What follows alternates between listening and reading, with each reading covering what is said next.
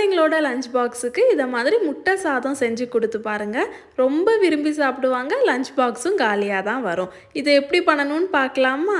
கடாயில் 2 ஸ்பூன் எண்ணெய், 1/4 ஸ்பூன் சோம்பு, பட்டை, ஏலக்காய், கிராம்பு, 2 பெரிய வெங்காயம், கொஞ்சமாக கருவேப்பிலை, ஒரு பச்சை மிளகாய் ஆட் பண்ணி வதக்கிக்கோங்க. வெங்காயம் நல்லா வதங்கினதுக்கப்புறமா 1/2 ஸ்பூன் இஞ்சி பூண்டு பேஸ்ட் ஆட் பண்ணி வதக்கிக்கோங்க. ஒரு தக்காளி ஆட் பண்ணி நல்லா வதங்கினதுக்கப்புறமா 1/4 ஸ்பூன் மஞ்சத்தூள், 1 ஸ்பூன் மிளகாய்த்தூள், 1/2 ஸ்பூன் சீரகத்தூள், 1/2 ஸ்பூன் கரம் மசாலா, தேவையான அளவு உப்பு ஆட் பண்ணிவிட்டு நல்லா வதக்கிக்கோங்க. கடாயில் 1/2 ஸ்பூன் எண்ணெய் ஊற்றிக்கோங்க. 3 முட்டையை உடச்சி ஊற்றிட்டு முட்டைக்கு தேவையான அளவு உப்பு ஆட் பண்ணிக்கோங்க. 2 நிமிஷத்துக்கு அப்புறமா லைட்டாக கிளறி விட்டுக்கோங்க. அப்போ தான் முட்டை வந்து முழுசாக இருக்கும்.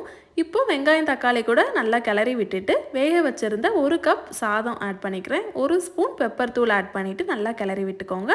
கடைசியாக கொத்தமல்லி இலையை தூவி இறக்குனீங்கன்னா ரொம்ப சுவையான முட்டை சாதம் ரெடி. மறக்காமல் ட்ரை பண்ணி பார்த்துட்டு எப்படி இருக்குன்னு சொல்லுங்கள்.